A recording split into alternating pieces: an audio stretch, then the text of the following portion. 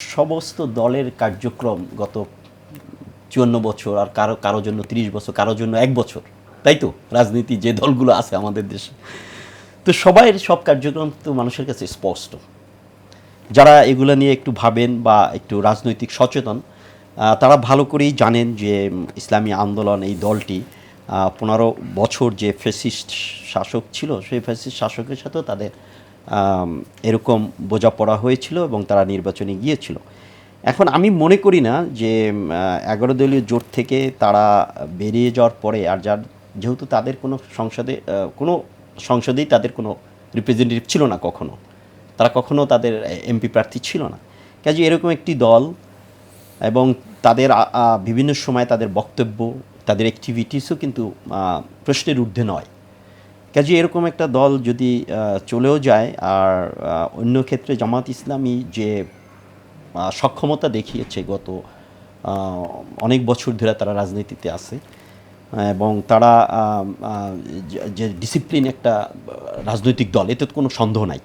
একটা রাজনৈতিক দলের যে ডিসিপ্লিন থাকা উচিত তাদের কর্মী এবং নেতৃবৃন্দের সাথে, যে ডিসিপ্লিন বা যে সম্পর্কটা মেনটেন করতে হয়, সেক্ষেত্রে আপনি অবশ্যই তাকে এ গ্রেড আপনি দিতে বাধ্য, আমরা সবাই দিতে বাধ্য। কাজে সেক্ষেত্রে আমি মনে করি যে জামাত ইসলামের আসলে খুব একটা যে লস হবে আমি এটা মনে করি না। সেক্ষেত্রে জোটে যখন তাদেরকে নেওয়া হয়েছিল তখন তো একটা নিশ্চয়ই কোনো চিন্তার থেকে নেওয়া হয়েছিল, সেই জায়গাটিতে কি কোনো দেখেন কিছু এটা হারানোর কিন্তু নেই? না, এটা কিন্তু যারা ইসলাম কে নিয়ে রাজনীতি করে বা আপনার যদি যেটা বলেন ধর্মীয় রাজনীতি বলেন, যে কথাটা বলে, সেই ধর্মীয় সমস্ত দলকে একসঙ্গে রাখা, এটা একটা কথা উঠে আসছিল ৫ই আগস্টের পরপরই, যে সমস্ত ইসলামী ঘরানার দলগুলো একটি বাক্সে ভোট পড়বে তাদের, এই চাওয়া বা এই মানে আলোচনার পরিপ্রেক্ষিতে কিন্তু এরকম একটা সিচুয়েশন তৈরি হয়েছে। ডেফিনেটলি আপনি এটা জানেন।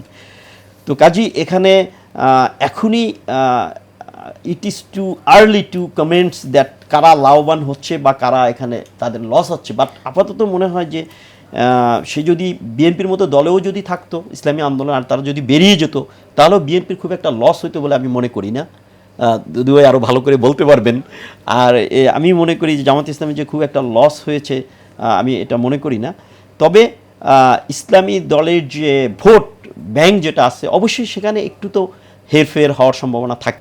দেখেন, যারা একটু পড়াশোনা করে, যাদের একটু ইসলামী নলেজ আছে, হ্যাঁ, তাদের চিন্তা এক ধরনের পারসেপশন, আর যাদের নাই এটা, যারা দেখাদেখি নামাজ অথবা ইসলামের ধর্মীয় অনুশাসন মেনে চলে, এই দুইটার পারসেপশন ভিন্ন হবে, এতে কোনো সন্দেহ নাই। শরিয়া আইনের যে সাধারণ মানুষ তো আসলে পড়াশোনা না করেই ধর্মীয় বিশ্বাস না, আমাদের দেশের মানুষ তো অনেকটা আবেগী, এটা ঠিক। তা আবেগ দিয়ে যে শরিয়া আইন হবে না তাহলে কিসের ইসলাম করে, এরকম একটা অবশ্যই আসবে কিছু লোকের মধ্যে। বাট আমি মনে করি যে বাস্তবতা তো বুঝতে হবে যে একটা সিস্টেমের পরিবর্তন। আপনি জানেন আল্লাহ রসুলের সময় যে মদের যে হারাম এর নির্দেশটা আসছে, সেটাও কিন্তু সাকসেসিভ আয়াতের মাধ্যমে আসছে। মানুষকে অ্যাডাপ্টেশনের একটা ব্যাপার আছে। তো অ্যাডাপ্টেশন না করে আপনি হঠাৎ করে একটা সিস্টেমের বাইরে যে আরেকটা সিস্টেম আপনি ইন্ট্রোডিউস করবেন, ইটস নট ওয়াইজ, এবং এটা সাইন্টিফিকও না।